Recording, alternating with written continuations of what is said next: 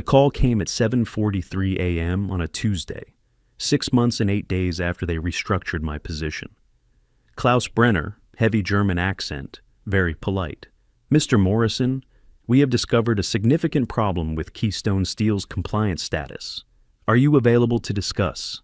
I was drinking coffee in my little office above O'Sullivan's pub, watching the sunrise over the Pittsburgh Steel District. 6 months earlier, I had been Keystone's compliance officer. Now, I was about to find out they'd made a $285 million mistake. My name's Hugh Morrison, 48, and I've been keeping steel manufacturing companies legally compliant for 10 years. Before that, I spent 16 years in the Army Corps of Engineers, making sure dams didn't fail and bridges didn't collapse. Same principle, different uniform. When something breaks in civil engineering, communities suffer. When compliance breaks in steel manufacturing, companies die.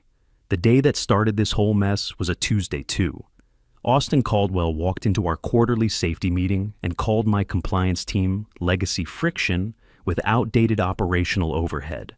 I knew right then Keystone Steel was heading for a cliff. Austin had that entitled MBA energy you see everywhere now. Expensive suit, Apple Watch, and the kind of confidence that comes from never actually failing at anything that mattered. CEO's nephew, newly appointed VP of Digital Transformation, whatever that meant, in a 98-year-old steel manufacturing company. He didn't shake hands when introduced. He gave finger waves and said things like disruptive innovation and operational agility, while sipping a $15 green smoothie like he'd invented efficiency. Nobody asked him to present that day. Nobody stopped him either. He clicked through a PowerPoint titled Streamlining Legacy Functions, Phase 1. Phase 1, it turned out, was gutting my department. I'd been Keystone's named SOC2 compliance officer for 10 years. That's 10 years of building safety protocols from scratch, watching regulatory changes sweep through steel manufacturing like hurricanes, documenting every nightmare scenario the EPA, OSHA, and DASOT could throw at us. I had 4 external audits under my belt with 0 violations. My filing cabinets were organized like an Army logistics system. Everything labeled, dated, cross-referenced. Austin didn't even know what SOC2 meant. I watched him Google it during the meeting. That morning, he stood there grinning, with his uncle's company credit card, called Compliance and Outdated Support Function, and suggested we automate oversight using AI solutions. My department was redundant, he said, overstaffed. My $72,000 salary plus $10,500 in benefits eliminated. That's $82,500 in annual savings, he bragged. Almost a full marketing budget upgrade. Someone actually clapped. I didn't. I just capped my pen and asked, "Are we done here?" Austin left with his spreadsheet and a satisfied little nod. I went back to my office and opened a fresh binder. It wasn't anger. It wasn't even surprise. It was protocol, military habit. When someone's about to make a catastrophic mistake, you document everything and prepare for damage control. I started backing up files. Every access credential, every compliance designation, every legal document where my name appeared as the responsible authority. Most people at Keystone didn't realize our entire regulatory framework still required my formal signature. Every quarterly filing, every safety certification, every audit response had Hugh Morrison listed as primary contact. No replacement had been designated. Nobody could replace me without board approval and formal reassignment paperwork filed within 21 calendar days. But Austin didn't know that. His uncle Charles, the CEO, probably didn't either. At first I thought someone would pump the brakes. Maybe HR would hesitate. Maybe Charles, who once called me the guy who keeps us out of federal prison, might speak up. But nothing. HR sent the reclassification paperwork 4 days later. My new title, Senior Administrative Coordinator. My security clearance was downgraded. My invitations to leadership meetings disappeared overnight. I nodded, no complaints. Even congratulated Austin when he bragged about hitting his first efficiency target. He actually gave me a thumbs up and called me Hugh M. So I printed the original SOC2 designation letter, the one signed by the board in 2019, and emailed it to my personal account with a timestamp. Then I printed 2 copies. One went into my home filing cabinet, the other into a binder labeled Regulatory Continuity, Archive Only, and quietly placed it in the legal department's storage room. Fourth shelf, left side. I didn't tell anyone. See, people think revenge needs to be loud, dramatic exits and angry speeches about being unappreciated. But nobody appreciates a landmine either until someone steps on it. The real beauty was in Section 12.3 of our business continuity plan, a clause I'd added 4 years ago after watching a competitor get hammered with $3.8 million in fines for improper compliance handoffs. It stated that any change to the named compliance officer must be formally reassigned by board resolution within 21 calendar days, or the designation becomes legally invalid retroactive to the vacancy date. Steel manufacturing compliance fines start at $8,000 per day for minor violations. After 90 days of continued violation, they escalate to $25,000 per day. The math gets ugly fast. Austin had no idea. Legal hadn't checked. Charles just signed off on the efficiency report without reading the details. 6 weeks after the streamlining, I submitted my resignation. Clean and simple. Effective. 14 days from today, I will be stepping down from my position at Keystone Steel Manufacturing. That's it. No drama, no exit interview demands, no company-wide email about being undervalued. They processed it like routine paperwork, disabled my access by end of day. The IT ticket was so rushed they misspelled my name and forgot to update the compliance registry. My son Danny called that night to check on me. He's a junior at Carnegie Mellon studying mechanical engineering. Smart kid, smarter than his old man in most ways. But he inherited my attention to detail. Dad, you sure about this? What about my tuition? Spring semester's coming up. Trust me, son. This is going to work out. Your old man didn't spend 16 years in the Army Corps without learning how to plan for contingencies. Sounds like you've got something up your sleeve. Just following proper procedures. Sometimes that's all it takes. That weekend, I updated my profile on the Federal Compliance Registry, setting my certification to active, executive designation relinquished, no replacement filed, effective day 28. Then I registered as an independent consultant specializing in crisis compliance recovery. 24 hours later, my phone started ringing. By Monday, I had 4 serious inquiries, 2 from law firms representing companies in regulatory trouble, 1 from a boutique consulting group, and 1 from a German steel conglomerate that specialized in acquiring American mid-market manufacturers. That last one made me smile. Across town, Keystone hummed along without missing a beat. No exit procedures, no knowledge transfer, no replacement training. Austin was already planning phase 2 of his optimization strategy. Charles started talking about the company's new agility mindset in industry interviews. Nobody noticed the compliance clock ticking toward day 22. I set up shop in a small office above O'Sullivan's Pub on Liberty Avenue. 2 desks, a coffee maker that worked half the time, and a view of the old J&L Steelworks. Rent was $900 a month. My first consulting contract paid $275 per hour. The math worked better than my old salary. Every morning, I'd walk downstairs and get coffee from Patrick, old Irish guy who'd run the place for 35 years. We'd talk about the Steelers, the weather, sometimes about business. He knew I'd left Keystone, but didn't pry. Military guys understand when someone doesn't want to talk about work. You know, Hugh, Patrick said one morning, my grandfather worked the blast furnaces at Homestead. 43 years, never missed a day. When they tore down those stacks, he said something I'll never forget. What's that? The young ones think they can build better than the old ones, but they never ask why the old ones built it that way in the first place. Day 43 of Keystone's compliance violation. I got a call from a steel fabrication company in Ohio. Their compliance officer had quit without notice, and they were facing a regulatory audit in 5 weeks. Panic mode. I quoted them $340 per hour, plus expenses for a 4-week emergency engagement. They said yes before I finished the sentence. Day 67, I was on a plane to Texas, helping a steel processing plant navigate an EPA investigation. Their previous compliance team had missed a filing deadline. The potential fines were in the millions. My job was to reconstruct their documentation trail and prove good faith compliance efforts, military precision and attention to detail.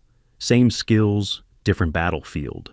Day 89, the escalating fine structure kicked in for Keystone. Not that anyone there knew it yet. Steel manufacturing compliance violations become exponentially more expensive after 90 days. The daily penalty jumped from $8,000 to $25,000, still invisible, still accumulating, still retroactive. To day 22. Day 95, I was back in Pittsburgh when Danny called with news. He'd been accepted into Carnegie Mellon's Accelerated Compliance Engineering program. New field, growing demand, excellent job prospects. Guess who inspired me to look into it, he said. Your old man's rubbing off on you. More like I realize there's job security in keeping people out of trouble. Plus, the starting salaries are really good. Professor says with all these international companies buying American steel plants, they need people who understand both sides. Danny was right. The steel industry was changing. Foreign companies with deep pockets were snapping up American manufacturers, but they needed local expertise to navigate federal regulations. Someone who understood both the technical requirements and the business impact. Day 120, Keystone announced the deal of the century. Press release went out at 9 a.m. Keystone Steel Manufacturing to be acquired by Braun Steel Industries for $285 million. The story made the Pittsburgh Business Times front page. Charles was quoted extensively about Keystone's innovative operational transformation under new leadership. Austin was quoted too. He'd positioned himself as the architect of Keystone's lean operational model that attracted international attention. The article mentioned his strategic elimination of redundant legacy functions as a key factor in Braun's interest. I read it over my morning coffee at O'Sullivan's. Patrick saw me smiling at the newspaper. Good news? He asked. You could say that. Sometimes patience pays off. My grandfather used to say something else about the steel business. The furnace that burns hottest melts the steel, but if you don't tend the fire right, the whole thing comes down. Day 135. The due diligence team from Braun Steel Industries arrived in Pittsburgh, professional, thorough, and led by a woman named Dr. Ingrid Weber, who spoke 5 languages and had the kind of attention to detail that made German engineering legendary. Her team included Klaus Brenner, a compliance specialist who'd spent 17 years auditing American acquisitions for European steel companies. They spent the first week reviewing financial records, operational metrics, and safety protocols. Everything looked clean. Austin had prepared beautiful presentations about streamlined operations and reduced overhead. The numbers were impressive. The timeline was aggressive. Charles had already started talking about integration plans. Braun executives were optimistic. This looked like exactly the kind of lean, efficient American steel manufacturer they wanted in their portfolio. Keystone's management team was confident. Legal had reviewed everything twice. The deal was on track for closing in 2 weeks. Day 149. Exactly 21 compliance cycles since my designation had been terminated without replacement. Klaus Brenner was in Keystone's legal archive room, cross-referencing regulatory filings with personnel records. Routine due diligence, nothing unusual. He wasn't looking for problems, just verifying that all certifications were current and properly maintained. That's when he found my binder, 4th shelf, left side, exactly where I'd left it 4 months earlier. Regulatory continuity, archive only. Klaus opened it and started reading. The original SOC2 designation letter, the business continuity plan with section 12.3 highlighted, the timeline requirements, the board resolution from 2019 that was never superseded. Klaus spent an hour going through every document. Then he cross-referenced the dates with Keystone's current compliance registry. Then he called Dr. Weber. The math was simple and brutal. Day 22 through day 148 equals 127 days of compliance violation. First 90 days at $8,000 per day equals $720,000. Remaining 37 days at $25,000 per day equals $925,000. Total exposure, $1,645,000, and climbing at $25,000 per day until resolved. But it got worse. Because no replacement had been designated, every regulatory filing, every safety certification, every compliance document submitted during those 127 days was legally invalid. Keystone had been misrepresenting its regulatory standing to customers, insurers, and potential buyers for over 4 months, including Braun Steel Industries. Day 149, Thursday morning, 9:15 a.m. Klaus Brenner walked into the Keystone boardroom, carrying a folder that would destroy everything Austin had built. "Who is Hugh Morrison?" he asked, setting the folder on the conference table. Austin looked confused. "He used to work here. We restructured his position last year as part of our operational optimization. But he is still listed as your named SOC2 compliance officer," Klaus said, opening the folder. "According to your federal registry and this documentation, he remains the designated authority for all regulatory filings." Charles leaned forward. "That's impossible. We handled his transition months ago." Klaus wasn't smiling. "Where is the board resolution replacing him? The formal reassignment documentation? The updated federal notifications?" Silence. Austin started typing frantically on his phone. Charles was already reaching for his. Legal was called out of another meeting. HR scrambled to find records that didn't exist. "We assumed the transition was automatic when we restructured his role," someone from HR offered weakly. Klaus shook his head. "Federal compliance designations are never automatic. They require explicit board action and formal replacement within 21 calendar days. You have been operating without valid compliance authority for exactly 127 days, over 6 complete compliance cycles." Dr. Weber, who had been quietly reviewing Klaus's findings, looked up from her laptop. "This represents a material misrepresentation of regulatory standing during preliminary negotiations." Austin tried to salvage the situation. "It's just paperwork. We can fix this in a day, bring Hugh back, file the forms, move forward." "No," Dr. Weber said firmly. "You cannot retroactively fix federal compliance violations. Steel manufacturing compliance fines escalate after 90 days. Your current exposure is $1,645,000, increasing by $25,000 daily." The room went dead quiet. Charles's face had gone gray. "Surely we can resolve this. It's a procedural oversight." Klaus opened his laptop and turned the screen toward the table. "Your compliance violations create significant liability exposure for any acquiring entity. But more concerning is the pattern of misrepresentation. Mr. Morrison left detailed documentation showing that proper procedures were available and ignored." He clicked to the next slide. "Section 12.3 of your own business continuity plan, authored by Mr. Morrison, explicitly outlines the 21-day requirement. This was not an oversight. This was negligence." Austin's voice cracked slightly. "We didn't see that documentation." "It was filed in your legal archive with clear labeling," Klaus replied. "Mr. Morrison followed proper procedure. Your organization did not." Dr. Weber closed her laptop slowly. "This is a material breach of due diligence representations. We need to pause acquisition proceedings pending legal review." Charles stood up abruptly. "Dr. Weber, surely we can work through this. The deal is scheduled to close next week." "Mr. Caldwell, your company has been operating in federal violation for over 4 months while representing full compliance to potential buyers. This creates exposure for Braun Steel Industries that we cannot accept." Austin tried one more time. "What if we bring Hugh back immediately? Full reinstatement, whatever it takes." Klaus consulted his notes. "Mr. Morrison is listed as an independent consultant. He may not be available for employment." That afternoon, Klaus called me directly. "Professional courtesy," he said. "Wanted to understand the timeline of my departure and the transition procedures that were supposed to be followed. I was in my office above O'Sullivan's working on a compliance manual for a client in Michigan. The call was expected. I'd been counting days on my calendar, watching the violation accumulate like compound interest. "Mr. Morrison, this is Klaus Brenner from Braun Steel Industries. We are reviewing Keystone Steel's regulatory standing as part of acquisition due diligence." "Yes, sir. How can I help you?